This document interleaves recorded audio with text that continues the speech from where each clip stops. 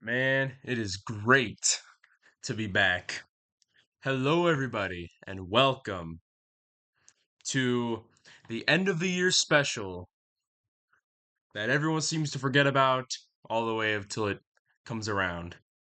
In case you don't know, every December 31st, I make a yearly recap going through and recounting all of the videos that I've made throughout the past year, all of the mishaps, the victories, and every single juicy detail that happened behind the scenes. And it looks like it is this year's sixth annual Clubstep Studios Channel Rewind. And believe me when I tell you guys, I love making these videos. They are probably my favorite videos to make, and you only get them once a year. And every single year they are the final video of the calendar year. So I hope you all have your popcorn with you because we are going to have some fun because this year was eventful. We have broken many records. We have some fantastic events for this year, and we have had one of the most fun playing games that I've ever had. So sit back and relax and enjoy the show. So let me take you all back to January 1st of 2024. So, as you can see here, Shadow of the Colossus we played 1 year ago. We played that. I believe it was, let me just see. This was 11 months ago on December 31st. What do you know? So, oh great, I gotta scroll all the way back down. You get to see the whole year. So we finished up Shadow of the Colossus. And not only that, but we made Best Moments Comp 13 as well, right before this day. So all on December 31st, we did this triple upload where we beat Shadow of the Colossus, we did Best Moments Comp 13, and then we made Channel Rewind 2023. Now that's all well and good, but all we care about is this. We start here on What Game Do You Want Me to Play 3, which was made January 1st of 2024. So, I guess I should probably start with explaining what game do you want me to play is. So, way back then, I made What Game Do You Want Me to Play back in 2020. Now, when I did 2020, What Game Do You Want Me to Play, I did Portal, Amnesia Dark Descent, Finance at Freddy's Security Breach, Gauntlet of Fire, and oh man, I forgot what the other one was. Ah, whatever. It's irrelevant. However, when I did those games, I didn't really have a. The idea was the same, but I didn't actually get through all the games. The idea is I put all these games in a poll, and and you vote based on whichever game you want. And whichever game gets in first would be played first, whichever game gets second would be second, and then so on. I managed to play through Portal, Sister Location, and so on and so forth, but I didn't actually get through all the games until many, many years later. And then when I did What Game Do You Want Me to Play 2 in 2022, it was the same concept, but with 5 other games. So I brought it back with What Game Do You Want Me to Play 3. Now, for What Game Do You Want Me to Play 3, I did 5 games. And these games would be the following games of the next. These are the 5 following games I would play on the channel. Those being Resident Evil 6, Dark Souls 3, Dying Light, played Poppy Playtime a little bit there too, The Binding of Isaac, and Amnesia: A Machine for Pigs. So for What Game Do You Want Me to Play 3, I did something a little different than I did last time. Not only did I did the usual poll on YouTube and comments, but I went online to many different sources to get some intel. I called up people I don't normally call up. I got all of my friends into this, and it was the most amount of votes we've ever had in a given what game do you want me to play. And I feel like you picked a pretty good lineup. And of course, as tradition, I always name revealing the winner as the the order of games that I play as I've counted the final votes. Resident Evil 6 got somewhere in the 20s. This Dark Souls 3 got 19 or 18. I forgot exactly the data, but I do remember that these two exchanged leads all the time. Like Dark Souls 3 would pull ahead, and then Resident Evil 6 would pull ahead, and then it just kept going from there. So I guess we should begin with the first game, Resident Evil 6. Resident Evil 6 is known by many people as the sort of black sheep of the Resident Evil series. And it's because Resident Evil 6 takes a action-oriented approach. It it has a standard Resident Evil story. It has multiple campaigns, it has the enemies and it has all the bells and whistles, but what makes Resident Evil 6 so different and what a lot of people would say worse is that it takes away from the horror aspect of the game. However, the trade-off is, and this is what I think makes Resident Evil 6 better, is that it has some pretty fluid mechanics. A lot of the old Resident Evil games were kind of stiff, but Resident Evil 6 takes a lot of liberties into having a lot more traversal mechanics. And I found that the when people are online, they can join your campaign and help you out as your companion. So I when you play as Leon, you're teaming up with this chick. I forgot her name. I'll be so honest. And she can be either an NPC helping you out, like in Resident Evil 5, or she can be an actual player if they log on and then they help you. Which, honestly, that's a pretty cool system. I'm pretty glad they came up with that. But it kind of felt a little dull getting around to the end part. Nothing really stuck out to me when about Resident Evil 6. I didn't really get around to the other campaigns. I didn't really want to. I kind of did what I always did. I just played one and was done with that. However, the monotony will soon change once we move on to Dark Souls 3. Now, I'm sure you all know, but I'm gonna restate it. Dark Souls 3 is my favorite game of all time that I've played on the channel and otherwise. Dark Souls 3 is the absolute perfect balance of story, gameplay, world building, enemies, level progression. I don't think I've ever seen more of a work of art than Dark Souls 3. I first played Dark Souls 3 way back, I think it was like around here. I was still playing Alien Isolation. That was my very first time I played Dark Souls 3. It was December of 23, and it took me by total surprise.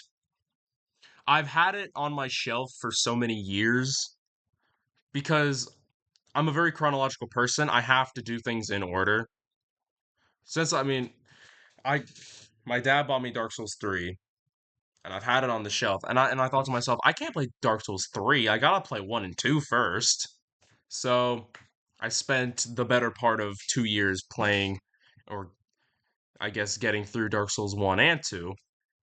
However, when I finally got around to 3, it kind of made me think, man, I just wish I played this sooner. My most favorite game of all time was staring at me right in the face every time I would walk into the room that has my PlayStation in it. And I urge you all to go play Dark Souls 3. Or at the very least, if you're like me and you want to do things chronologically, go play Dark Souls. It'll change your life.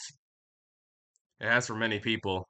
And Honestly, the only thing that I did differently with Dark Souls 3 that I never did with any other Souls game was that I actually completed an NPC quest. I wanted to do something different than what I normally do in Dark Souls, which is just I play the game, I go through the motions, I beat every boss, which that alone is kind of sort of different.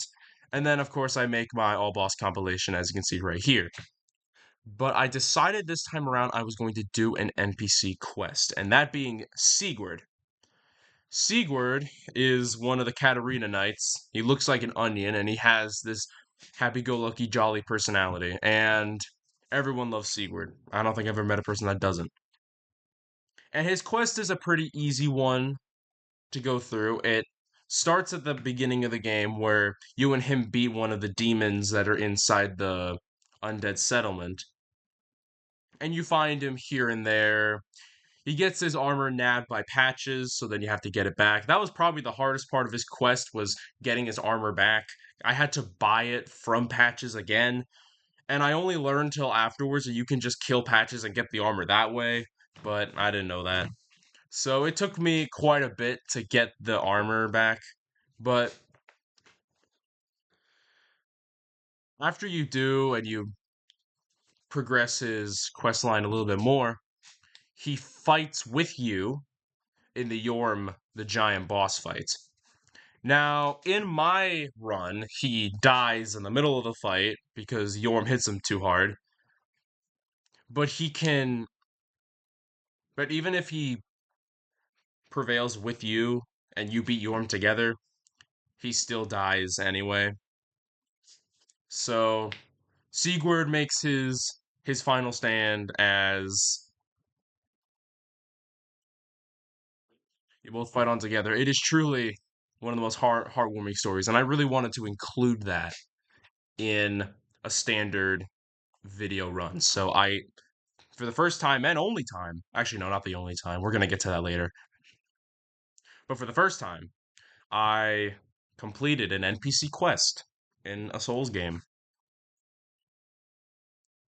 And I gotta say, there's nothing like,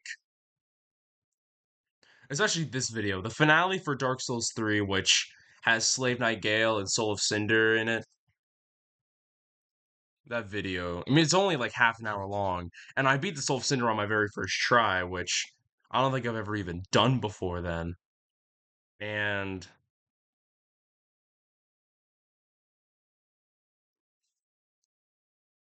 I can't even describe with words how the boss fight makes you feel. It's exhilarating, and yet you also kind of feel sad that the game is ending and that this is really it. And then, of course, the all boss compilation. Every single time I beat a Souls game, I always make an all boss compilation. It's something that I've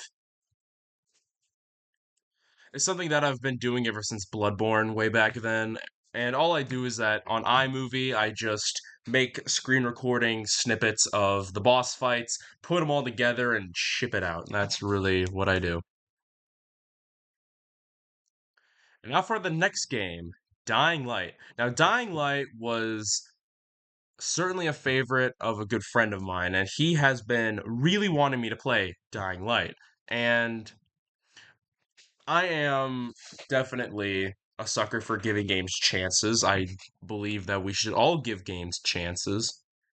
Give it either a full playthrough or just a part of a playthrough just to really test the game. And Dying Light was a pretty solid game. I had a lot of fun, but the shortcomings of Dying Light really comes with the combat. I never really found myself to be a big fan of the combat up until I think it was in this episode right here, I found one of the soldiers in the enemy organization dropped a gun, and it was like an he dropped one of his light machine guns, and I the whole game was trivialized.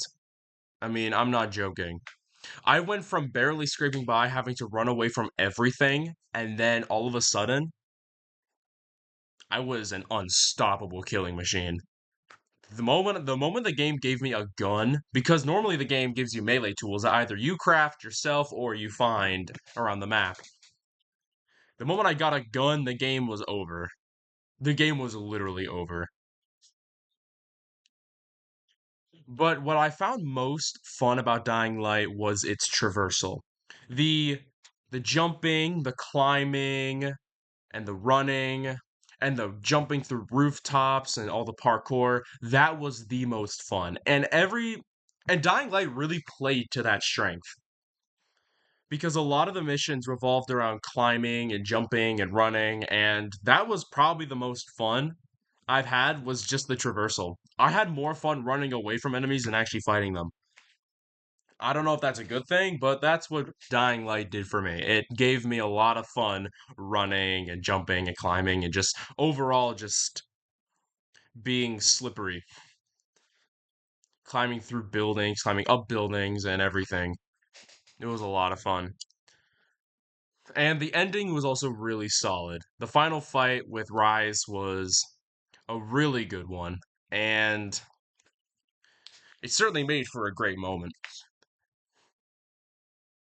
And then, of course, Poppy Playtime 3.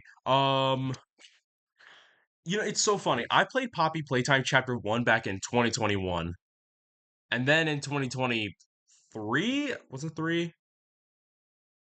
2022 or 2023, I played Chapter 2. And this video was 4 hours and 15 minutes. I was so determined to make the entire chapter into one video. And I was so determined that I did the entire chapter in one video. And they're still making chapters to this game. And listen, I love coming back to Poppy Playtime every time a new chapter drops. And I tell myself every time a chapter drops, whatever game I finish up, I'm playing this. Sometimes I'll stop a game entirely just to play Poppy Playtime whenever a new chapter drops. But however, I was close enough to where I beat Dying Light, and then on that weekend day, I played Chapter 3 Deep Sleep. And I gotta say, Catnap is one of the most terrifying villains or antagonists they've ever come up with in the entirety of Poppy Playtime. The their main poster child, Huggy Wuggy, he's fine. He was pretty spooky in chapter 1. The mommy Longlegs was also pretty formidable, but nothing compared to Catnap. That guy was terrifying. They did a great job, and I had a lot of fun with the messing around with the new mechanics of Poppy Playtime Chapter 3. It was a lot of fun. And then after this, we come up with The Binding of Isaac, and a two-parter roguelike. I think Binding of Isaac was the first roguelike I've ever actually played on the channel, and I gotta say, it took me by surprise because I knew nothing about The Binding of Isaac. I just knew that it existed. That's really about it. So I played this game and I kept wondering to myself, do I really have to die and start over all the way with no checkpoints? I was thinking, oh no, this is gonna take forever. So off camera, I kept grinding and grinding and grinding and trying to get lucky and progress and try to know more about what was coming up. It's a strategy I would incorporate for a roguelike a little later in the future. But however, with The Binding of Isaac, it's a lot of it's placed on luck. You gotta get lucky with the drops you get, you gotta be lucky with the stuff you find, and you gotta get lucky with enemy placement. Because all of those things could go wrong and then totally mess up your game. And I managed to not only beat the final boss on my very first try, but also get to the final 3 levels, all without dying. And I remember my heart was beating out of its chest as I knew that this was the ultimate run, or as I called it here, the God run. If you actually know that reference, that'd be crazy. The Binding of Isaac was one of the most heart palpitating gameplay I've ever had, and I guess that's just what comes with roguelikes. Because once you get to the end, the pressure is high, and you can't die, or else you gotta start all the way back in the beginning. I believe the Binding of Isaac is like, is it? It's like eight, 6 levels. You start in like the the first level dungeons, and then you go to the bottom level dungeons, and then you beat the final boss, and there you go. I know there is way more to the game. There's a DLC on Steam that's like $50, and I only decided to play through the main game, and I know there is like way more. And I'm sure that if I play the game again, it's gonna change. Because roguelikes also like to do that, where every time you beat the game is not actually over. It just changes. But I wanted to give one good campaign, so I did a two-parter for Binding of Isaac, and it was a lot of fun, but it was also very infuriating. Next up is Amnesia: A Machine for Pigs. Now, this one is a sequel to Amnesia, Dark Descent. And I gotta say, Amnesia: Machine for Pigs is nowhere near as good as Dark Descent. And that's it's pretty sad, but it's true. Amnesia: A Machine for Pigs is sort of like it's almost like a carbon copy of Dark Descent's gameplay, but they traded it out for a story that was a lot less invigorating, I guess. It didn't really pack as much of a punch as Dark Descent, but I will say the ending was incredibly impactful. That final sacrifice was absolutely amazing. And I gotta say, I love games that have like sacrifice as a mechanic, or not a mechanic, like sacrifice as like a plot point or an ending or something. It's like a very big lesson is sacrifice. I don't know why, but I just have a soft spot when it comes to games that do that. And it kind of made me feel for the game when I got to the ending. Because that's the thing, a game can set up all it wants, but if the ending falls apart, it'll ruin the entire game. I mean, take Prey, for example. I remember I harped to you guys on and on about how much I hated Prey's ending. In case you don't know, I played Prey back in 2022. It was actually part of my what game do you want me to play? It was actually the final game. And I played it right before, I think I played it in May. I played it in May and I finished it in June. And that game had such a good setup. And then the ending fell apart. And I could never bring myself to play the game again because the ending was just so bad. However, I'm glad when a game like this, Amnesia Machine for Pigs, which was already critically like heavily criticized game because a lot of people said it was just rather boring and dull, and I can see where they're coming from, but the ending was actually pretty solid, and it made the game feel just a bit more worthwhile, which is honestly very, very pleasant to see. Next up is Elder Scrolls 2. Now, I'll be so honest, I could not get Elder Scrolls 2. I did not understand that game at all. It felt like a carbon copy of Elder Scrolls 1, which I played a year prior. And however, unlike Elder Scrolls 1, which I actually made it past the tutorial area and got to the first township in Elder Scrolls 1, I didn't even escape the cavern you start with in Elder Scrolls 2. I ended the video and I'm just like, well, I'm done with this. I'm not going back to play this. Because just like Elder Scrolls 1, I made a one-off video on it and just called it a day, which is honestly a thing I'm probably going to do with all the Elder Scrolls games, but I imagine it's going to get better it's going to get better as it goes on. And I imagine my one-off video for Skyrim may be like a 6-hour special or something, I don't know. We'll see.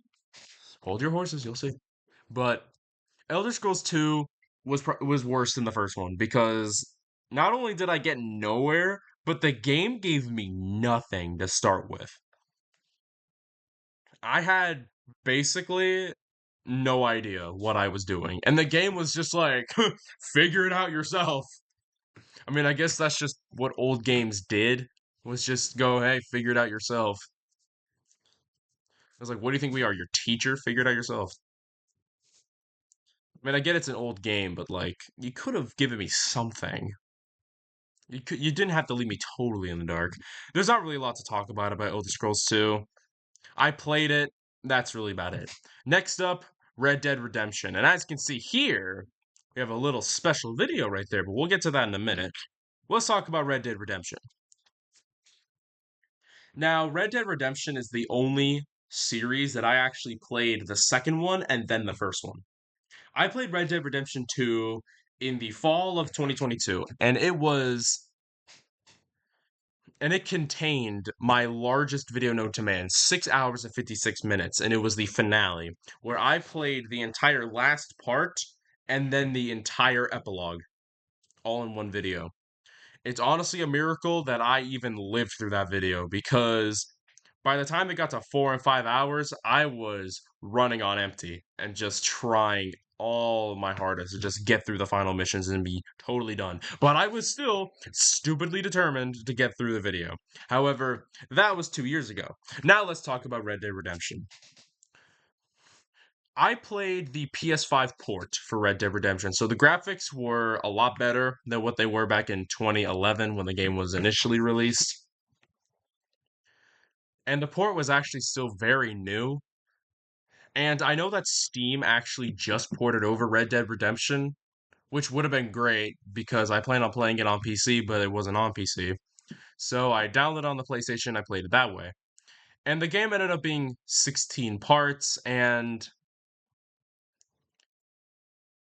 it truly felt like a sequel to the second game. Like I played the second game then the first game, which is actually the way it's intended chronologically in the events of the game. But playing Red Dead Redemption 1, I it honestly felt like the perfect sequel, which is gotta be some crazy storytelling on the parts of the gotta be some crazy storytelling in the parts of Rockstar Games that they actually managed to connect the two so well. But there was just nothing like playing Red Dead Redemption while knowing full well of the events of the second game. It honestly makes the game feel even more depressing, knowing how John Marston, the main protagonist of Red Dead Redemption, haunted by his past, is driven by the Pinkerton Agency to go hunt down his old comrades. It's pretty sad. And it was even sadder knowing about the how Red Dead 2 ended, which is how Arthur gave up his life to save John in the ending of the second game. So that's all that. But honestly, in terms of gameplay, Red Dead Redemption is very similar to the second game. And because of that, I have no problems with it. It was very fun. It was very gun heavy. Of course it is. And of course, I got to use my trusty lasso. Not as much, but I was still able to use my trusty lasso. And I think the only qualms I had with the game was that I actually had to delete part of the game because one of the main missions has a scene that I could definitely never in a million years show on YouTube. And luckily that scene played in the start of my episode. So all I did was just I just stopped the recording, deleted it, and started up again and just made some excuse saying, "Oh, the video was didn't work." That was a big fat lie because there is a scene in Red Dead Redemption. If you've played it, I'm sure you know what it is. You cannot sh- I you cannot show it on YouTube, so I had to cut it out myself. But that's really the only qualms I had with it. But now let's talk about this video that I'm sure you've been staring at. That's been wedged into the series. 1,000 videos. I'm sure you guys already know what I'm getting at because as the title implies, I reached 1,000 videos by this video exactly. This video was my 1,000th video, and it was 10 minutes of me talking in front of the camera just like I am now. This was one of the more fun videos to make, and honestly, it was just because of the thumbnail. I mean, look at that. We have Five Nights at Freddy's, Portal, Evil Within, Subnautica, Outlast, Shovel Knight, MK11, Doom Eternal, Bendy, Simulacra, Henry Stickmin, Cuphead, Evil Within 2, Dead Space, Dark Souls, Resident Evil, Doki Doki Literature Club, Bloodborne, Red Dead 2, Marvel Spider-Man, Resident Evil 4, Marvel Spider-Man 2, Omori, Last of Us, Portal 2, Dark Souls 3, God of War, Final Fantasy 7, Hollow Knight, and Red Dead Redemption. Each of those games are big cornerstone games from the channel. Either they've had the most views, just like Spider-Man, or personal favorites of mine, like Dark Souls 3, Omori, Evil Within 2, and so on and so forth. I remember planning like weeks in advance for 1000 videos, telling myself I'm going to check meticulously every single video I make. And I think it was somewhere around here, like Dying Light, that I realized I'm about to approach 1000 videos. Like, I should do something.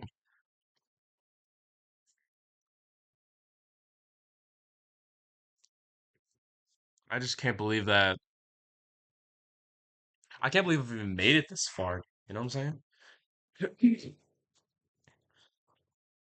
saying? Once I was done making my 1000 videos, I posted a video to my family's group chat, and the words that I got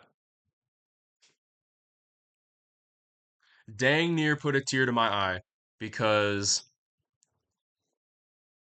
it really made me realize it made me realize that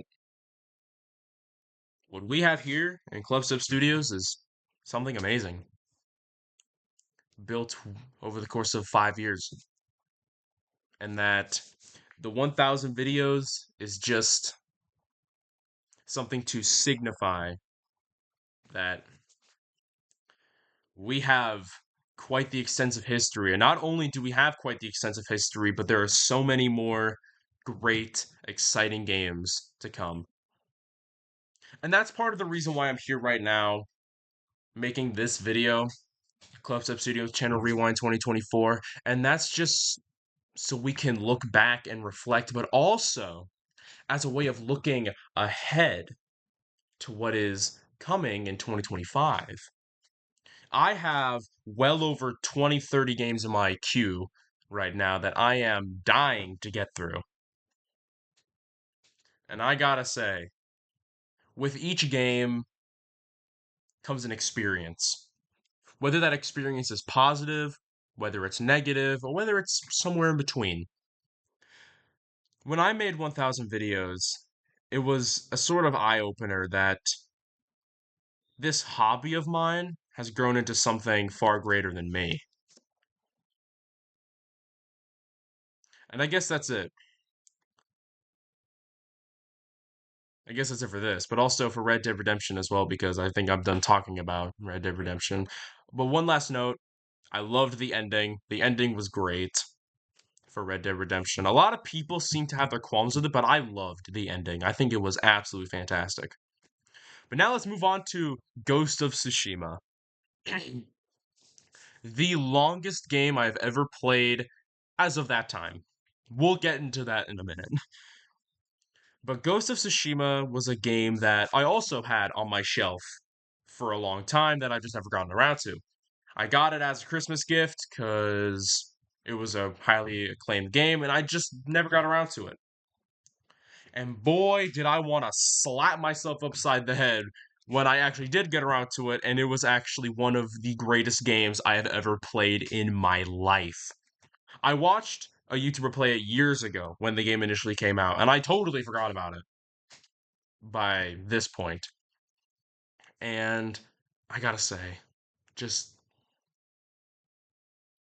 not only did this game want me to play it, but I wanted to see everything.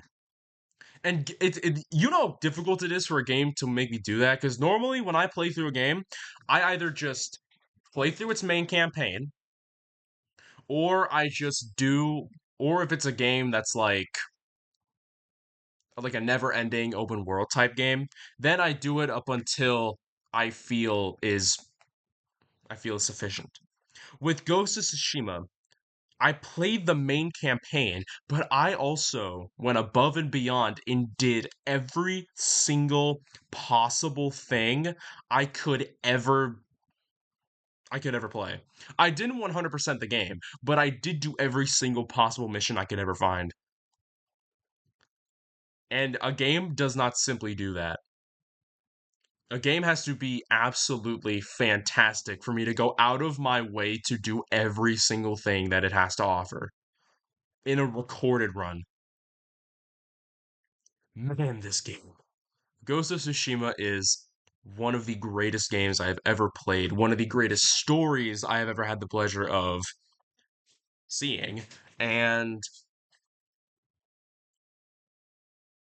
it was just I think what did me was just the combat. The combat was so fun. Probably one of the most fun gameplay mechanics of any video. Bless me. Jeepers, I'm losing my voice over this.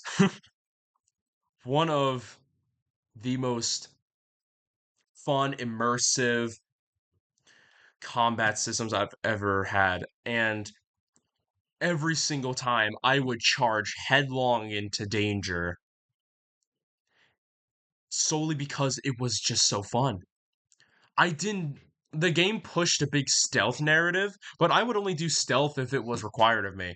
It was honestly more fun to get every single enemy and just pick them off one by one through well timed parries, switching through stances and sword swipes. It was just magnificent. And through sheer coincidence, my cousin was actually playing this game at the same time as me, and I managed to get through quite.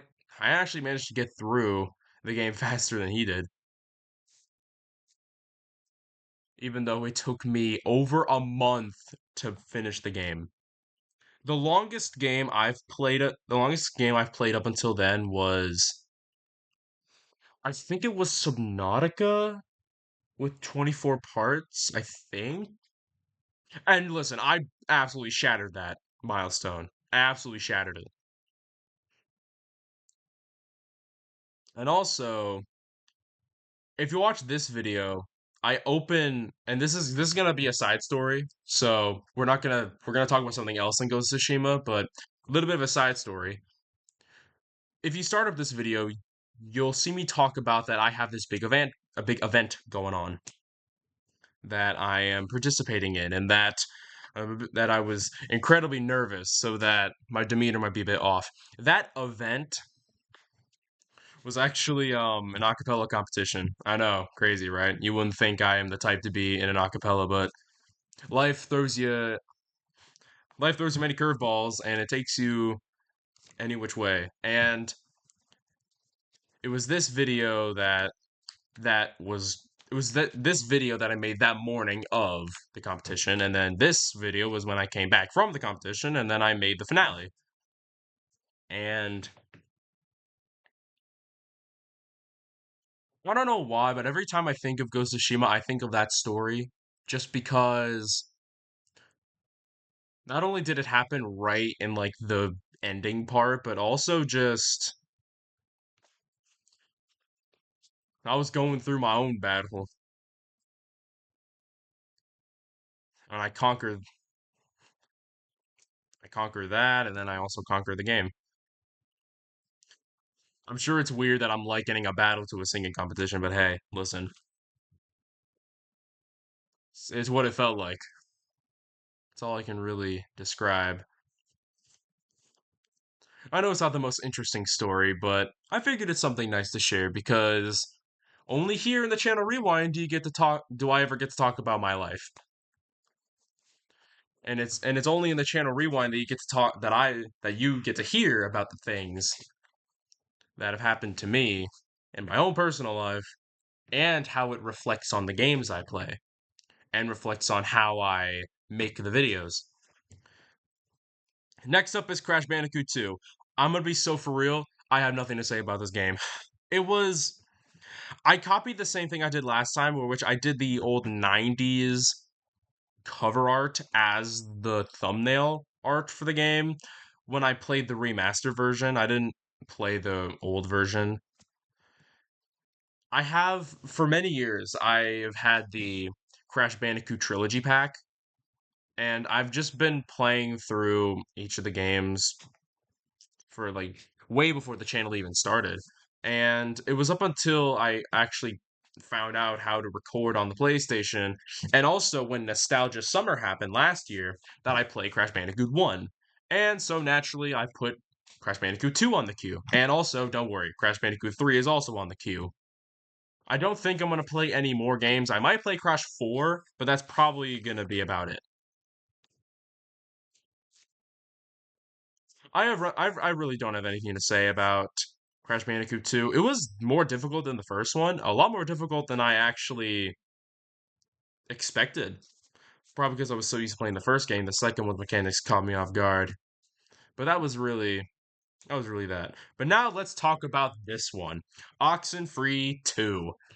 Now let me tell you guys, Oxenfree 2 is so much better than the first one.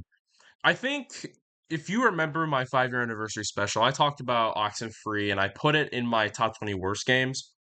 Now, it sounds a bit harsh putting it in top 20 worst games, but Oxenfree was actually a pretty solid game. It was held back by very superficial problems, like very unenthusiastic, scripted, monotonous, one-dimensional characters, and also just a map that didn't feel that immersive. Oxenfree 2 took those problems and absolutely threw them out of the window and replaced it with something that I wish was in Oxenfree 1 the whole time. Oxenfree 1 had like 5 very one dimensional characters. Oxenfree 2 has 2 very dynamic, ever changing, and very impactful characters. Oxenfree 2 has one map, it's one map, kinda small-ish. Oxenfree 1 also kind of has the similar thing, but it keeps changing. But with Oxenfree 2, there's a lot more focus on the map and the world building. And not only the world building, but the dialogue between the characters as the game progresses. And the more you explore, the more you talk about. So, like, you go to a new area and you talk about the new area and the history of the new area, and it really makes it feel like the world is alive. Makes you feel like there is more to this island than just what I'm seeing as I'm playing the game. And then, of course, the finale with the sacrifice. I think you already know that sacrifice is just a thing it's not only a thing that I hold personally dear, but also just a thing that makes for a fantastic ending. And of course, there's nothing like the ending to this game. It was truly moving. I gotta say, I am absolutely glad that I put Oxenfree 2 on the queue and I gave it a chance because if I didn't, I probably would have just written it off as just a one note game just like the first one. But I love it when a sequel is better than its predecessor. It's not an easy task. It's easier when the original IP is bad and then you expand upon it. But when you already have an established IP, it's much harder to make a good sequel out of it. But Oxenfree 2 did it, and he did it with flying colors. So go play Oxenfree 2. The game is fantastic. Next up is Demon Souls.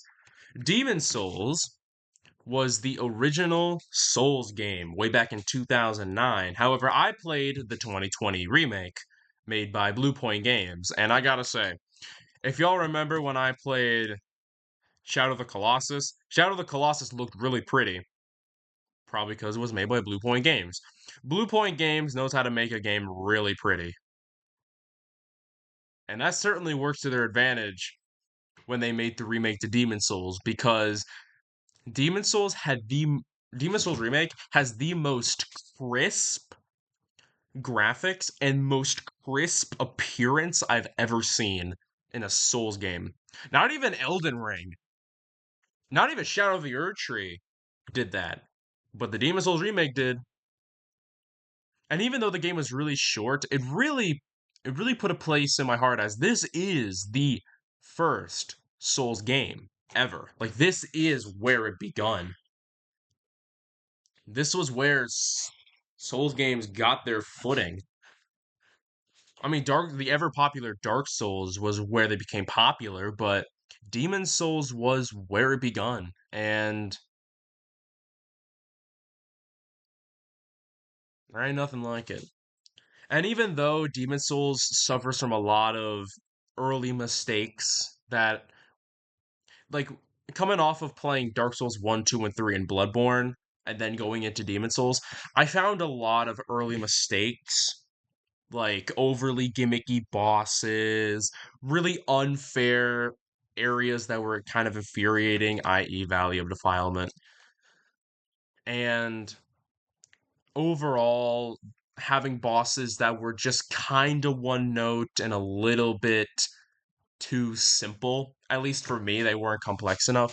Like each boss was kind of gimmicky in their own way. Like you have, like, let's take for example the very first boss in 1-1, the Phalanx. The Phalanx demon is a bunch of regular enemies clumped up together in like this big ball formation. All I did was just spam fire bombs and then they died before I knew it.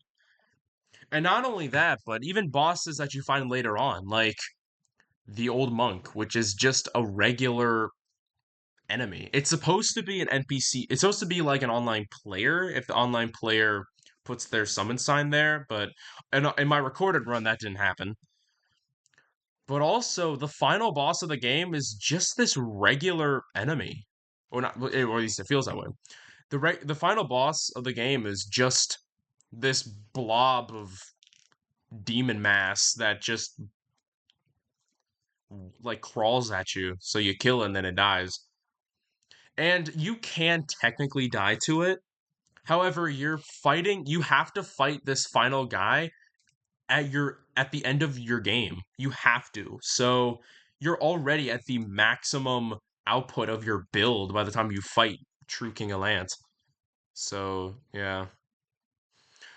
But I gotta say, there were some bosses that were really good and gave a pretty surprising challenge. That being the Man Eaters and the Flame Lurker.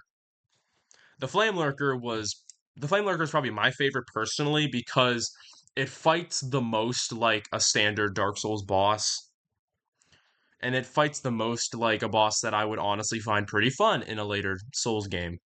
But I gotta give Demon Souls credit for being the first. I gotta give it credit for being the trailblazer that it is. So now that's it for that, and of course, all Demon Souls All Bosses compilation, a lot of fun. But now let's talk about Resident Evil 7. Resident Evil 7 is the absolute opposite from Resident Evil 6 in many, many good ways. Resident Evil 7 is terrifying. Resident Evil 7 put the horror back in Resident Evil. It put the evil back in Resident Evil, need I say. And I'm just gonna say, Resident Evil 7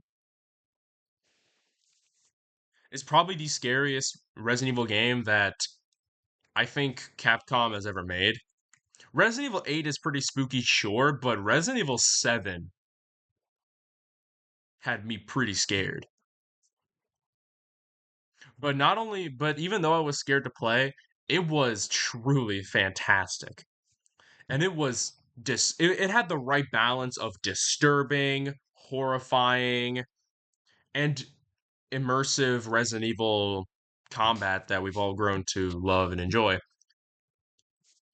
The one exception to where the disgusting part went a little overboard was with this part. You guys know what I mean. I don't think I have to explain it to you. The Marguerite section and the subsequent final boss. I'm not going to talk about it, but if you've played Resident Evil 7, then you already know what I mean. And the ending of Resident Evil 7, honestly, normally it's a tradition of mine to end the game with a bang with one final big rocket launcher blast. However, Resident Evil 7 took my big rocket launcher blast away from me and forced me to use their own endgame item, which was sad. However, that's okay. Because, I'm not gonna lie, I saved up for that rocket launcher and I was going to use it and then they didn't let me. So that was a little I was a little underwhelming, but that's not really the game's fault. I probably should have used it earlier. But I had a lot of fun with Resident Evil 7, and you should definitely play it. It's a fantastic game. But now let's talk about BioShock 2. And oh boy, do we have quite the slew of videos coming up. So BioShock 2, we're gonna talk about that first because we have a lot to get through. For just what you're looking at right here, we have a lot to get through. BioShock 2. It's not as good as the first one. I'm just gonna be so honest. It's not.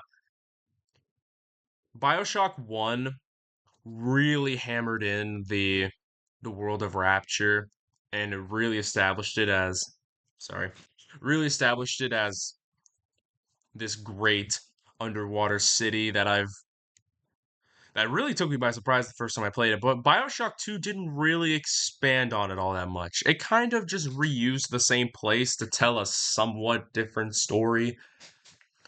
I didn't really feel any big significant changes to BioShock 1 and BioShock 2. Honestly, BioShock 2 felt more like a DLC to the first one. And it really sucks when when a sequel falls into that trap to where it could really pass off as just another DLC to the first game because it didn't look much different, it didn't act much different. It just felt like a side story to the first one, which was kind of depressing, but what was good about BioShock 2 was, say it with me, folks, the ending. The ending was really good. And even though it did, even though it did end with a sacrifice, which I'm absolutely a sucker of, I kind of felt like it kind of did it in its own way. The ending of BioShock 2 is really good. And where it really sets apart from it being just a side story is that Rapture goes totally under. Like, Rapture is totally destroyed at the end of BioShock 2, which I guess that alone makes it,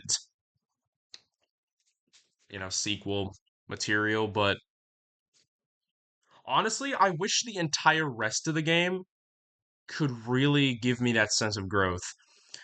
I mean, don't get me wrong. I mean, with like Amnesia, Machine of Pigs down here, you can do all the setup you want and have a good ending, but I need the entire game to be balanced. The only part that I found was fun was the ending. And listen, that's all well and good. An ending has to be good for it to really stick its landing, but I mean, you gotta. I kind of wish the game had. I kind of wish I felt that same feeling as I did with the ending with the rest of the game. But that's it for Bioshock 2. Now let's talk about these. First off, a special trailer. I dropped this video pretty innocuously, out of the blue. People seem to take kind of a liking to it. And what I did was that I took the cover of In the Hall of the Mountain King by Kevin MacLeod and I put it into iMovie and I made the trailer for the 5-year anniversary special.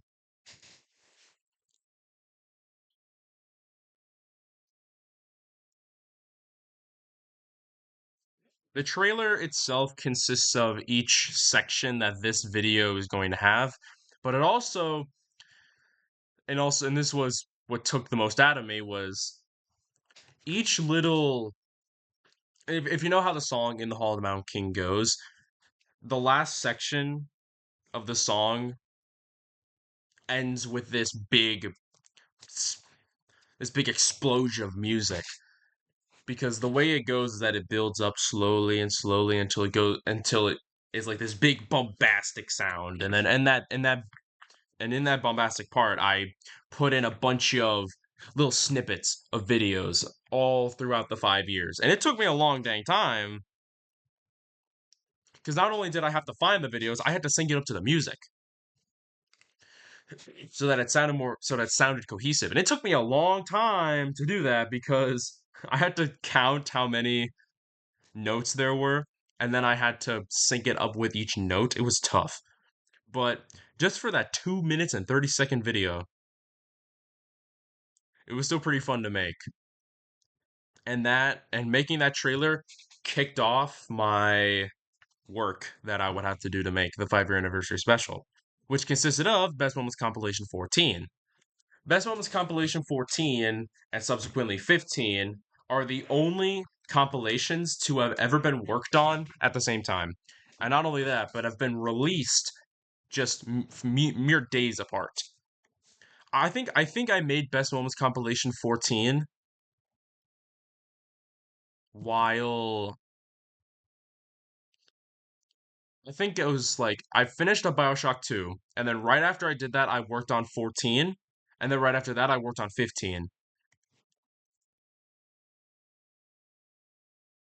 Love to Special Compilation 14 is just pretty much a regular one. It goes through. Oh shoot, I scrolled too far. It goes through Resident Evil 6 all the way, not that far. Resident Evil 6 all the way here to BioShock 2. And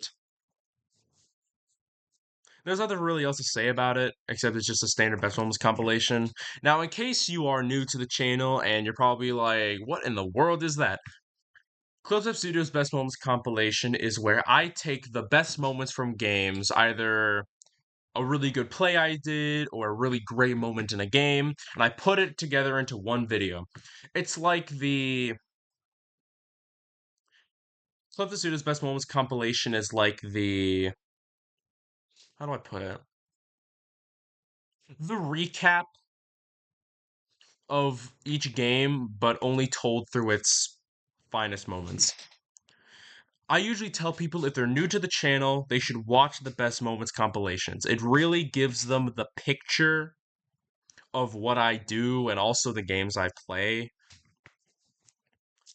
But then right after Best Moments compilation 14, I made 15. And the thing about 15 was that I made the video, published it as private so that no one else could see it, and then embedded that video into the 5 year anniversary special. Now, let's talk about the 5 year anniversary special because I'm just going to say right now, this video is my favorite video I've ever made. I know a lot of people don't pick favorites when it comes to things they make, but I do. And this is my favorite video. 3 hours and 3 minutes. It took 2 takes, and on that second take, I made the video itself. And it was a massive hit amongst my family, which is really all I care about. And I gotta say, even though this video took 3 hours long and it was literally just, and it took pretty much everything out of me. Like, I was spent when that video was done. I was absolutely spent when that video was done. I mean, 3 hours sitting here and talking like ad nauseum, it takes so much out of you. But I powered through I powered through it, and not only did I power through it, but I powered through it happily because I loved making this video. I loved all of the week's amount of a whole week's amount of prep and work I put into it, the planning, the scripting, the everything.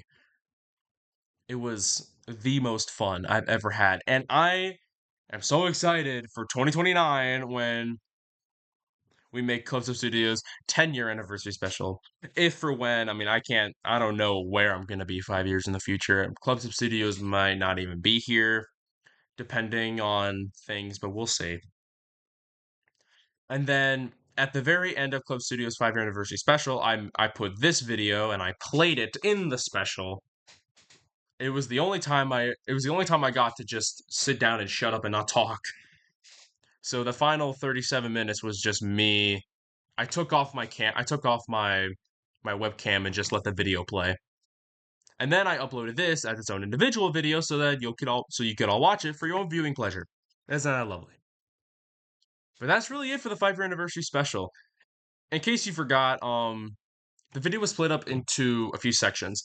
The the first section was a display of accolades, which was really just statistics. Like, here's how many videos I have, here's how many games I played, here's how many views I've accumulated, and so on and so forth. The second one was a game show where I got you all to participate, and that was the How Well Do You Know Clubstep Studios trivia. I took 20 questions of increasing difficulty, and I put them into a quiz of how well do you know this guy. The third section is top 20 worst games. It's exactly as it sounds. Top 20 games that left quite the negative impression on me. And then right after that was top 20 best games, the exact opposite, where I did my top 20 most favorite games on the channel and only on the channel. Because if I did my top 20 games overall, I'd probably have some obscure games that you'd probably never heard of. So I did top 20 games I've played on the channel that you can watch. Then after that, I did the history, which was essentially just the grand rewind. But I didn't do what I'm doing now, where I went through every video. I essentially just hit the main points, where I split the entire history of my channel into distinct sections and just talked about them. That's really about it. Just sort of talked about them. And then after that was the Best Moments Compilation 15, also known as Greatest Moments Compilation. And then after that was the outro, and then that was it. So that's the 5 year anniversary special in a nutshell. So definitely go watch it. Please. I put so much work into it. But now let's move on to Half-Life. Hooray. Now Half-Life was probably one of the most unexpected great games I've played. And I gotta say this because this game was made in the 90s and it played really well. Now, there's not really much to talk about Half-Life except for the finale, where I made a big oopsie. I re-uploaded my part 7 as my part 8, and by the time I realized my mistake, my computer broke and the video was lost. Probably, and it made me feel so down for a long time because it took away a really great moment that I had that was gonna be sure to make it into a best moments compilation later on down the line, but also I made that mistake 3 years earlier with Dead Space 3, and it's just like, dang it, man. Like even now, I'm still mad about it because that video, it was like 2.5 hours. It was the entire rest of the game, and it was so good. And then, I my own ineptitude, I screwed it up. But it taught me really check twice about the videos you make, and there's a really easy way to do that, and it's to either watch the video or just check the length. How long a video is will determine whether or not it's a re-upload of the last one. And yeah, it sucks. But I left the video up just because I don't know. I thought about deleting it, but I mean, I made it 6 months ago. I mean, what sucks is that I actually did beat Half-Life, and I had the video. I just the wrong one in the uploader. I'm gonna keep it up there, probably just to remind me to be better. But trust me, I did actually beat Half-Life. I know I don't have video evidence, but I did actually beat Half-Life. So before you say that this is another game that I didn't finish, I did finish it. I'm going to say that I finished it. I just done did screw up the upload. It sucks. But now let's talk about something much better and where I didn't have any mishaps. And one of the most fun games I've ever played on the channel, Phoenix Wright Ace Attorney. And this game was a lot of fun for a much different reason. It's because I got to voice act every character. Every single character in Phoenix Wright Ace Attorney, just the first one, and only the first 4 chapters. Just so we're clear, because Phoenix Wright Ace Attorney has 12 chapters. Or 12 cases, I guess I should say. However, only four of them actually make up the main campaign, so I played four of them. And trust me, four cases was enough to make this much content, so don't even complain. I'm sorry. Um, what was really fun about Phoenix Wright Ace Attorney was that not only did I get to voice act every character, but it really challenged my puzzle solving skills. I mean, so many times was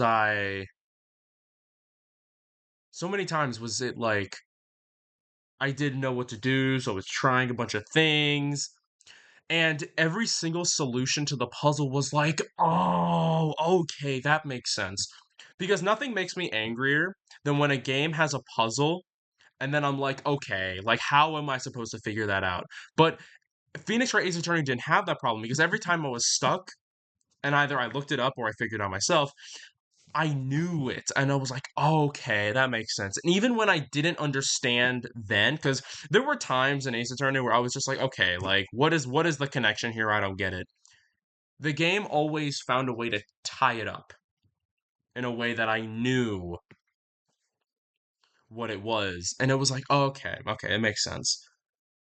And that like moment of that realization moment is what makes this game so good is because not only are you playing the game and you are in control of the events that happen, but it feels like you're watching a show. Like just about. It feels like you're watching a show with how much goes on and how much you're on the edge of your seat as things happen. And I can totally see why this game has become the pop culture icon that it has. But also,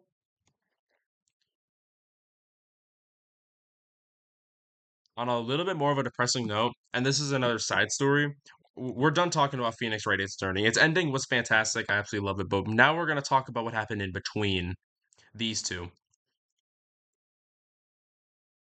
I went on vacation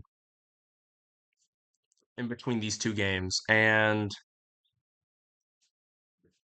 as you can see by this one being called Channel Update, which I've never had a channel update since 2019, by the way, so you know it's big. Right in between these two games, my computer broke. I alluded to it in Half-Life, but I'm going to talk about it now. There was an accident and my computer screen was totaled, like absolutely totaled. It's repairable and it belongs to my little cousin, but it was pretty totaled. And when my computer busted, I got or rather it was the opportune time to get a new computer, which is the one I am using right now and talking to you on right now. However, when I got back from vacation, Franbo, I actually played it on my sister's laptop. I still had my Steam account on it, so it was pretty easy just to download OBS and just call it a day. But Franbo was the only game I have ever played on a computer that didn't belong to me or wasn't like the family computer from way back 5 years ago. And I played the entire game because it literally took that long for my computer to arrive. And I know I think it arrived earlier, but I figured it was just a hassle to set up the entire computer just to replay through the entirety of Frambo, then get to the final section. So I just finished Frambo on my sister's computer, and then that was really about it. So now to talk about Frambo the game. Frambo itself it's a really good game. And it's made by Kill Monday Games, which already says enough about what the game is. It's really dark, it's really scary, and oh boy, and oh boy, did its ending take me by total surprise. The game itself has this sort of it starts off really terrifying, but and then in the middle where you start going into like I guess the game calls it the third reality or whatever. Then the game gets to be like this really peaceful, dreamy type land, and then you're hit right back into the darkness once again. I don't know why this video was 19 minutes. Was there a reason for that? Oh, right. I got caught up in something. I forgot. I forgot exactly what it was, but I remember I had to stop my recording immediately and do something. It might have been because I'm going on some trip or something, but regardless, that's a different story. Frambo's ending took me by total surprise when you realize that because the game up until this point is like you got to find out who murdered your parents, and you know who murdered your parents. You think it was the doctors, but in actuality, it was you in your delirium, lobotomized state. You killed your parents. It was very very sad. I'm sorry if I just spoiled the entire game for anybody that wants to play the game. I should have said a spoiler warning. That's my fault. But I am gonna leave out the actual like events of the ending entirely, but it was certainly surprising, and it's definitely not what I could have ever calculated. And this is why you go into games blind. It's because games, especially indie games, have a habit of surprising you. And that's really it for Frambo. Now let's talk about At Dead of Night, a game that I got around to after not beating it 3 years back. 3 years ago in February of 2021, I played At Dead of Night back in the height of its popularity. I got stuck on the first mission and then I stopped playing. However, that changed once I actually figured out how to play the gosh dang game, but also how to.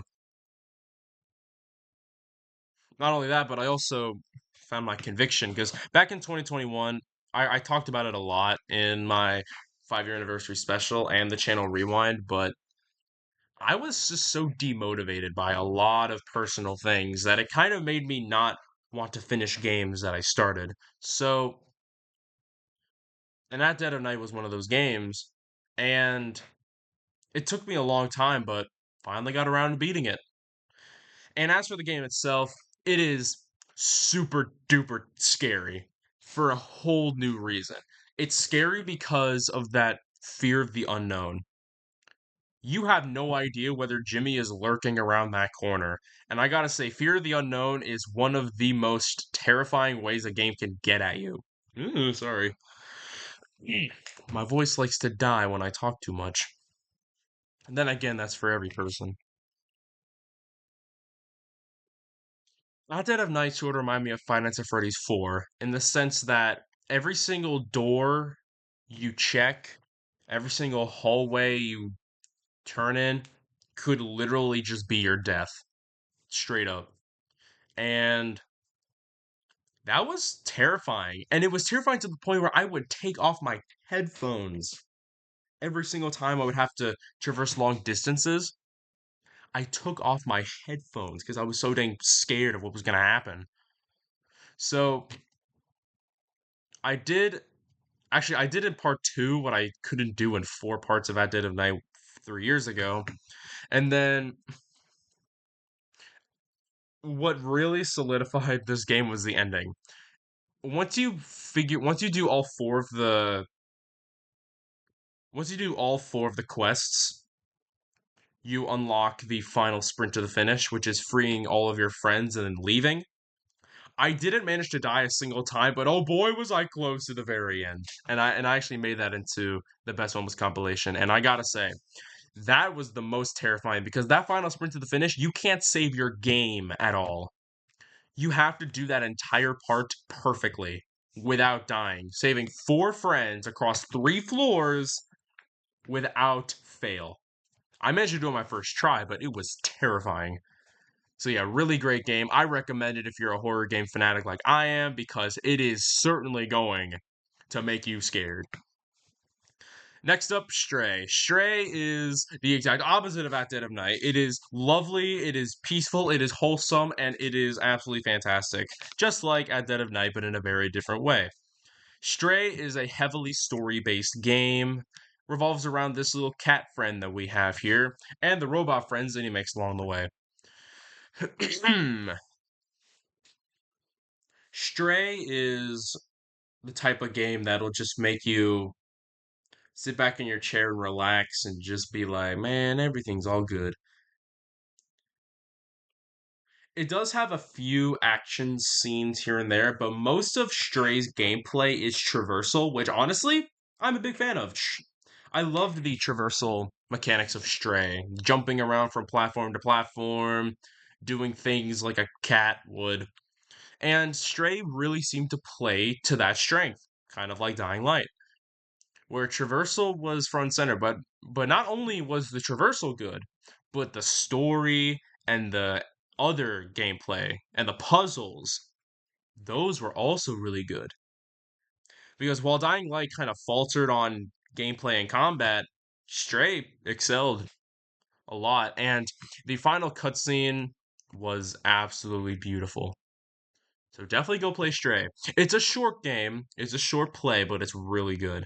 Now let's talk about Sekiro Shadows Die Twice, the next Souls game on the catalog. Ain't that lovely? I played many campaigns of Sekiro Shadows Die Twice before my recorded run. I think I played four and Sekiro Shadows Die Twice was the only game I ever actually did New Game Plus of.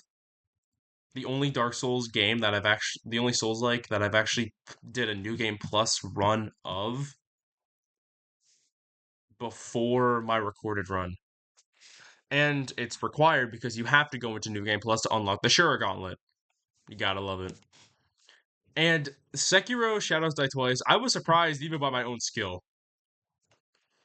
Because I remember I played Sekiro way back here. Like I was playing Resident Evil 7 and BioShock 2 when I was first playing Sekiro. And I just gotta say, when I first played Sekiro, I was terrible. I died so many times, over and over and over again. And it was just like no end in sight. I could not get the hang of that game. It took me weeks to get the hang of Sekiro Shadows Die Twice and actually beat the game entirely. And oh boy, it took so long. And then as I kept playing, my skills grew exponentially. Every single time I played, I was as good as I was last time, but double as last time. That however exponents work. I'm not a math person, as you can tell.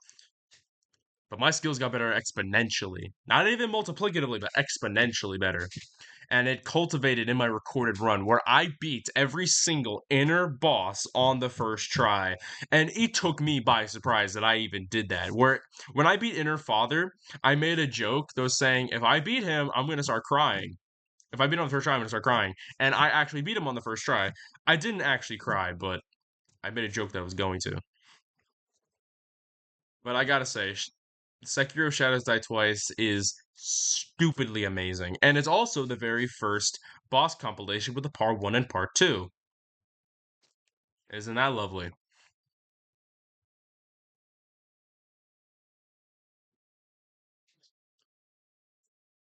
And it was because my storage on my iPad was acting up, and I had to make two parts, or else there was no way I could get the video out because it was 2 hours and like 2.5 hours.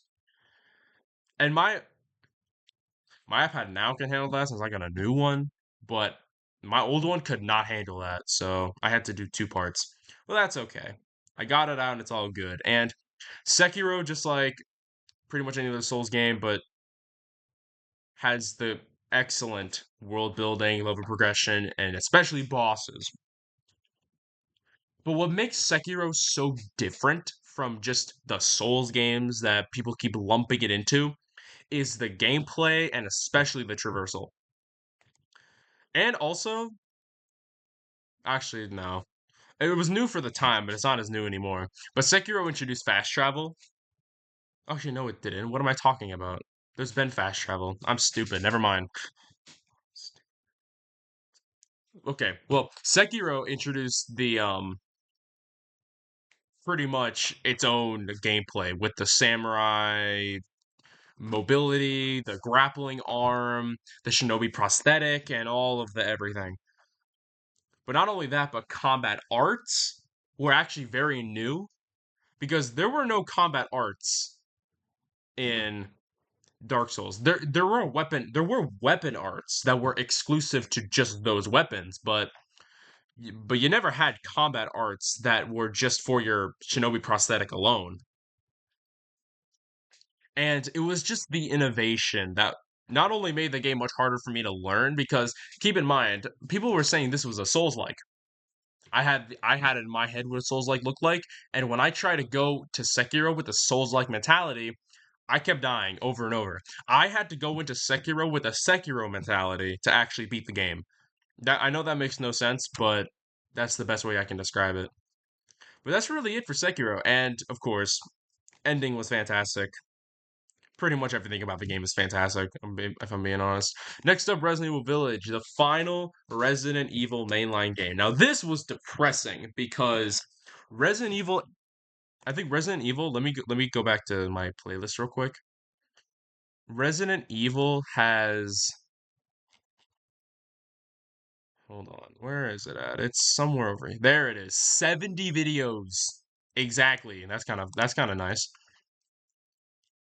70 videos worth. That's kind of wild.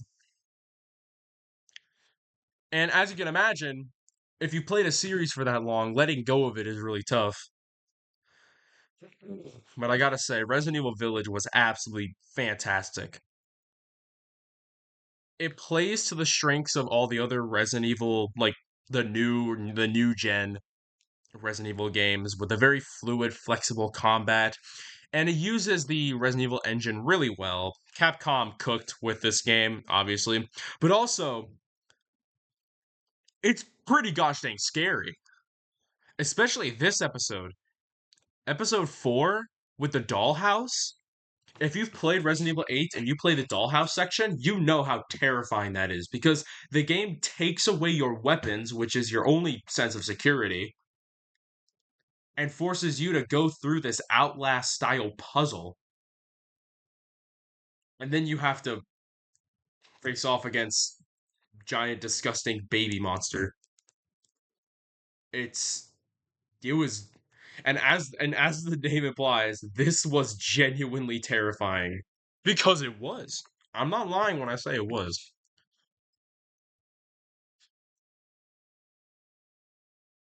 I gotta say, Resident Evil 8 was probably the greatest conclusion to a series I could have ever asked for. I don't think they could have done it better.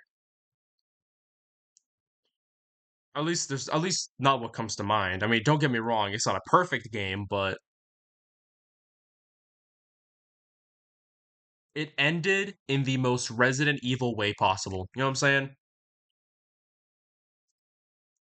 All right, next up is Hades. Oh boy.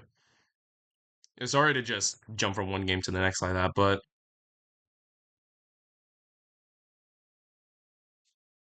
Hades is another roguelike I played, and it was much, much, much harder than the last one.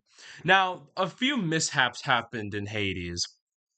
That being, I figured out what my mute function does on my new computer. Because I accidentally muted my mic for these two episodes, meaning I talked, but you never heard me talk. There was just no audio at all. I don't think the game audio worked. I think just it was just total silence, which total accident. Actually, no, I think it was these two parts.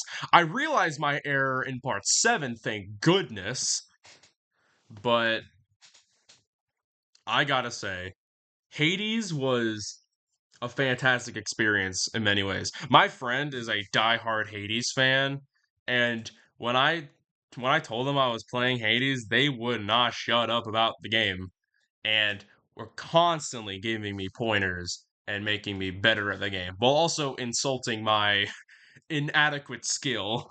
But still, I gotta thank my friend because a lot of the gimmicks and tactics I picked up on throughout the game was mostly because of them. Now, I just gotta say, another thing about Hades was that if you watch my final part 7, when I beat the final boss, Hades himself, I broke the sound barrier on my microphone. I'm not joking. I literally broke the sound barrier on my mic, so you could not hear me like shout my victory because of all of just because the mic couldn't process it. I was shouting so loud it couldn't process the audio, so it sounded totally silent. You can go watch it and see for yourself what I mean. But just imagine me shouting for victory as the audio just spontaneously cuts off. It's it was quite the moment to be sure. And Hades, unlike The Binding of Isaac, took a lot more skill than luck. A lot of the gameplay in Hades is skill based. Now, don't get me wrong, there is luck involved based on the boons you find and the upgrades you get, but you can work with just about everything. You just need the skill to do it. I mean, don't get me wrong, if you get like absolutely terrible luck, it's pretty difficult to work with, but honestly, a lot of Hades is just going in there and doing work, using whatever you have to your advantage, whatever it is, whether it be good or bad. But yeah, definitely play it. It's a really solid game. All right, next we'll talk about Rain World. Rain World is a game that I played and I was a little bit let down with. I'm gonna be honest, I was not the biggest fan of Rain World. I didn't really understand what made the game so favorited amongst people. People seem to really like the game, or at least like really diehard indie fans seem to really like Rain World. But I played the game and I was really trying to find what was so good about it. But Rain World was just so repetitive for me. So much so where I only got past like the first skill tree. I don't even know if that's what it's called. I only got past the first skill tree and just called it a campaign because the game itself goes on for so long and it lasts for many many hours. And the ending itself makes you do the same thing hundreds and hundreds and hundreds of times. So at that point I told myself, okay, this is sufficient. I'm calling it here. And I'm not going to go back to Rain World. I gave it 3 parts. I really wanted to give it a chance, and I did, and I ended up not. It's not really for me.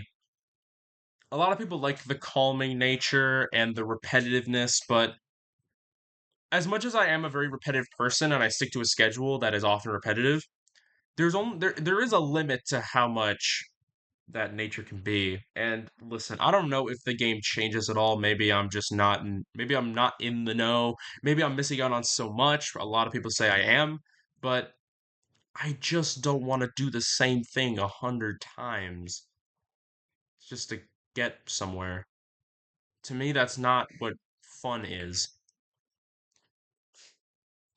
And I'm sorry that I'm really raining on Rain World, but those are my honest thoughts. I did not find the game to be that fun. But now let's talk about Elden Ring, the game that has the most amount of parts at 43, one side video, 6 boss compilations. Elden Ring was the most ambitious game I've ever played because you already know my philosophy for Souls games. I have to do every single boss, or sorry, I have to beat every single boss. And if I don't beat every single boss, then what's the point? Am I right? I beat every single boss in Elden Ring to the point where it took me six compilations just to even fit them all in because it would have taken 6 hours, 6 hours and 45 minutes if I were to put all of these into one video, like I've been doing. So I had to do 6 parts. But let's talk about Elden Ring itself. Elden Ring is absolutely beautiful.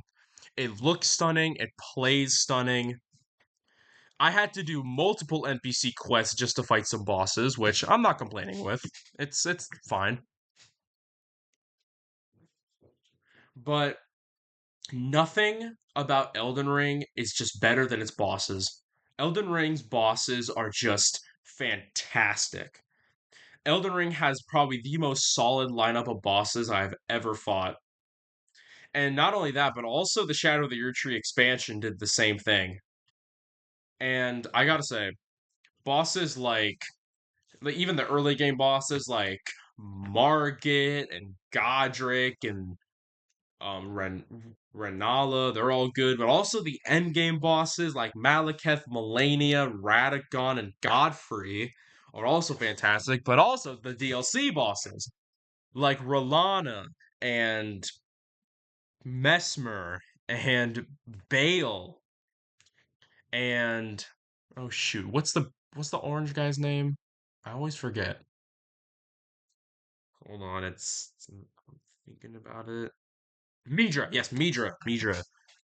Jeepers, people are gonna scream at me for not knowing that. Yeah, Midra, and of course, Promise Consort Radon, which I know Promise Consort Radon has his critics. I think he's a fantastic boss. I'm gonna be so for real. And I know he got nerfed quite a bit from when he was like really powerful, but still, great boss. And there's so much, but also so little to talk about Elden Ring because the game just speaks for itself.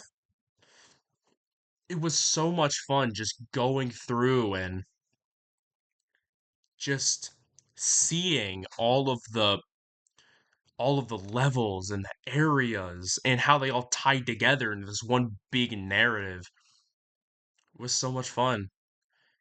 Definitely go play Elden Ring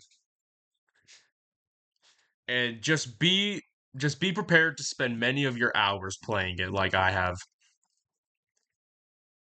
All right, next game is Faith: Unholy Trinity. I played every two parts was one chapter. So the way I structured it was that I did one playthrough of a chapter here, and then I did all the other endings, and then I did one playthrough here, then the other endings, and then one playthrough here, then the other endings. So this is chapter one, this is chapter two, this is chapter three. And what I did with Faith is that this is probably one of the only games where I actually did get every ending. And that's probably because if I didn't do it that way, it'd be kind of boring.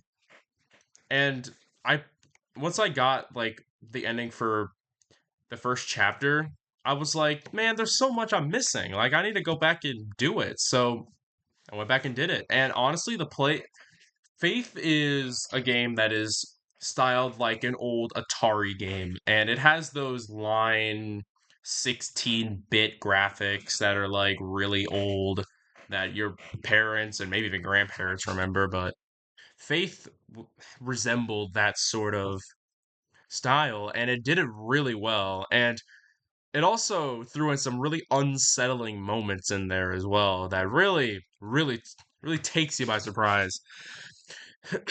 As far as horror games, it's really great. I love the story and how it's told through such an unnerving manner.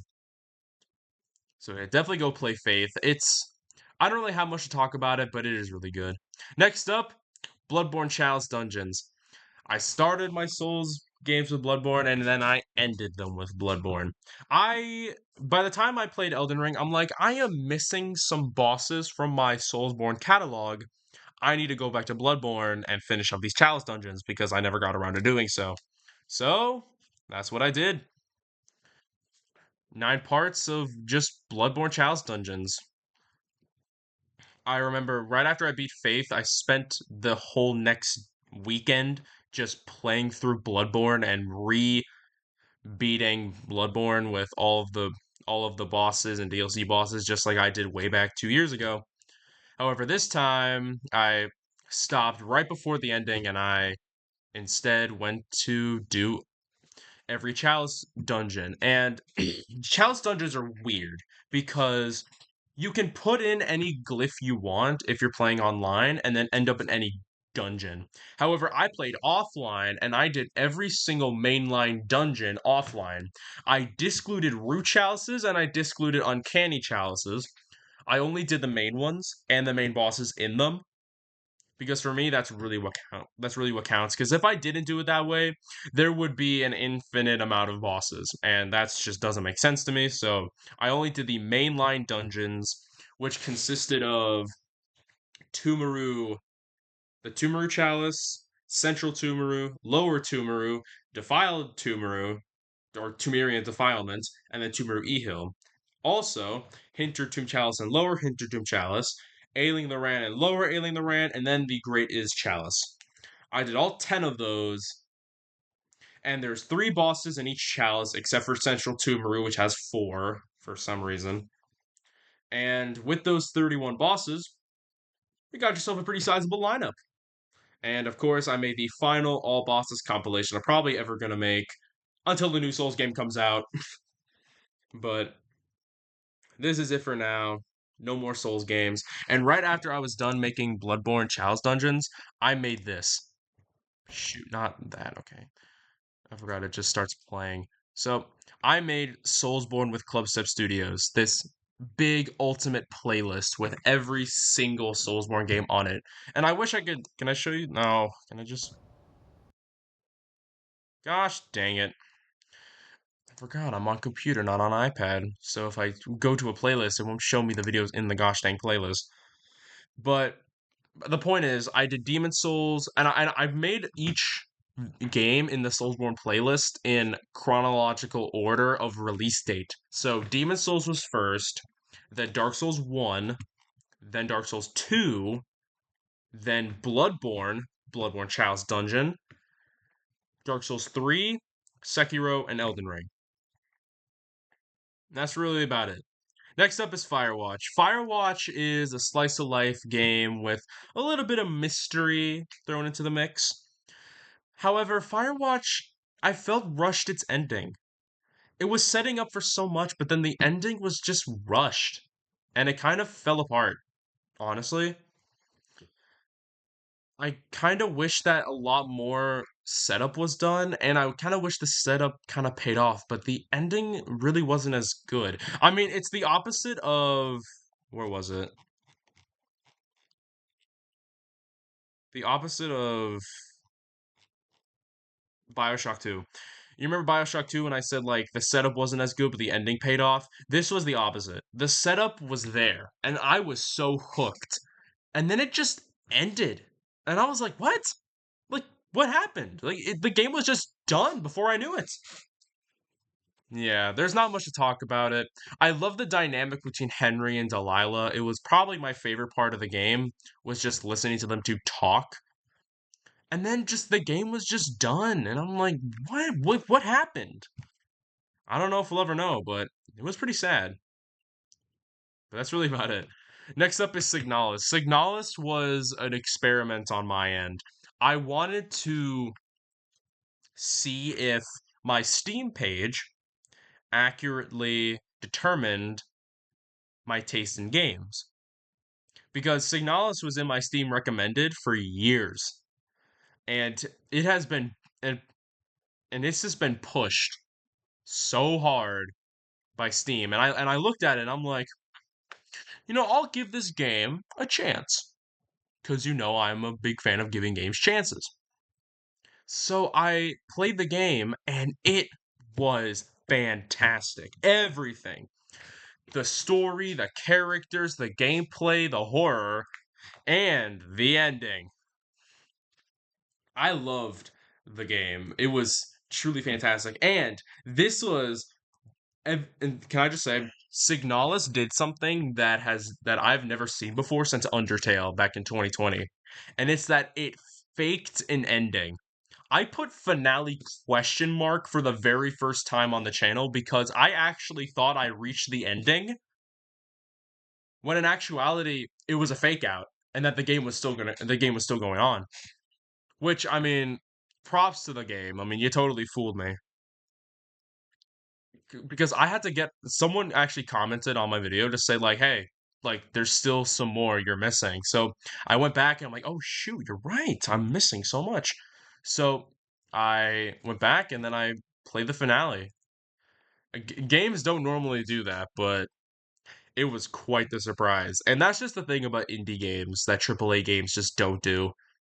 AAA games are so formulaic, they're so structured, and you just know what's going to happen. But when it's an indie game, they will throw you for the biggest loop of your life, and you will not expect it. You think you know it, but then you don't. Unless you don't go into it blind, in which case you do know. But if you go into a game blind, you think you'll know all the answers, but the game will totally shock you. Just like our next game, Little Misfortune. And as you can see, we're approaching our end here. But Little Misfortune is our next game. And compared to Franbo, Little Misfortune is not as good. I was kind of let down on Little Misfortune because the game was the game had way less content in it. The 2D aspect was made the game really monotonous. I mean, I was just holding right and left the entire time, and honestly, I couldn't really do for Misfortune's character. She doesn't really have my type of humor, and I didn't really find her to be that interesting. She would kind of just state the obvious and make like a few one-liners here and there. It didn't really make for an interesting character.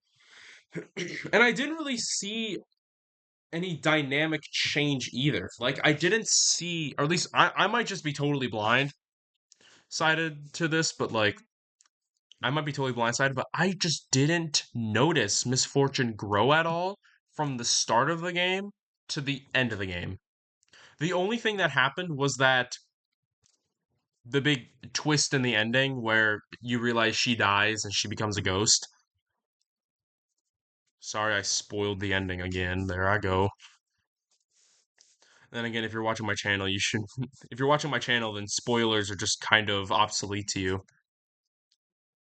But Little Misfortune just really did not.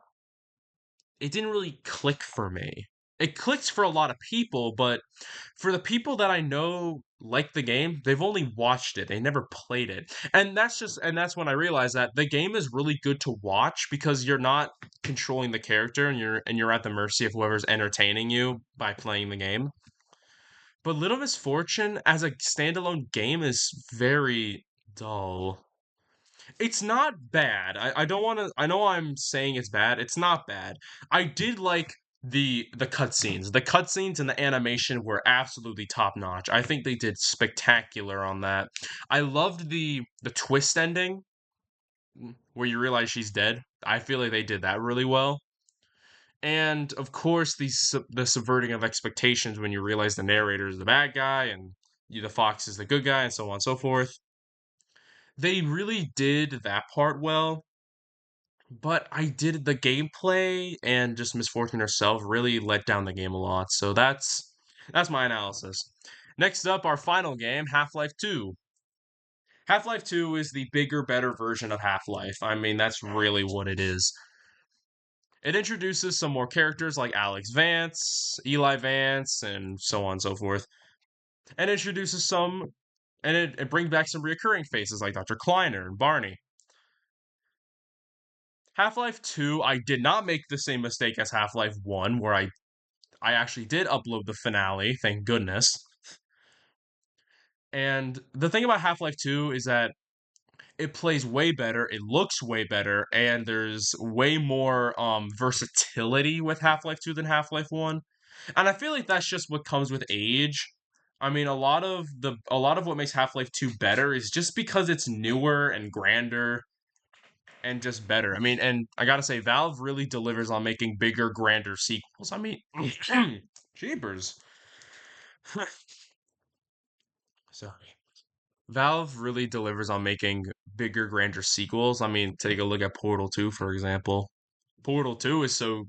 A lot of people say Portal 2 is better than Portal 1 just because of how much it expands on the original. And I totally agree, but my nostalgia bias and my and just the fact that Portal 1 was such a comfort game for me really just etches that Portal 1 is better to me.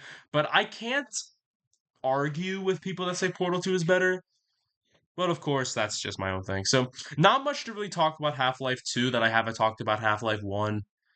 It's it really is just the bigger, grander, but also better Half-Life.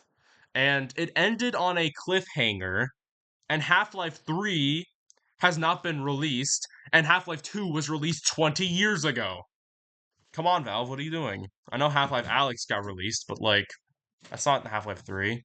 That's just like a side story. At least from what I hear, it's like a sort of side campaign, kind of like the Half-Life 2 Episode 1, Episode 2. I don't know if I'm gonna get around to Half-Life 2 Episode 1 and 2. I hear it's like another story, but it's shorter and it takes place afterwards. I don't know if I'll get around to it, but we'll see. And then of course, Best Moments Compilation 16, just like last time, where I made a Best Moments compilation right before year's end. I made Best Moments Comp 16 right before year's end, and quite hilariously, it starts with Half Life and it ends with Half Life 2. Isn't that interesting? So, yeah, that's it. Man, it has been a long year with so many crazy things. 1000 videos, 5-year anniversary special, Elden Ring and Sekiro and all the crazy boss compilations with, and not only that, but I got some new tech. I mean, I'm recording on a new computer. I made Best Moments Comp 16 on the new iPad that I got for Christmas. I even got a new phone for my birthday this year. I mean, it's been a year for upgrades, quite a lot. And next year will be my final year of high school, and I don't know where college or beyond is gonna take me, but if the channel rewind, I said this before, I'm gonna say it again. If the channel rewind does one thing, is that it looks back at the past, but also it looks ahead at the future. I hope you guys have enjoyed Clubstep Studios this year. I have put my heart and soul and passion into it, and I'm hoping for a prosperous and eventful next year. I will see you all in the next one. Goodbye.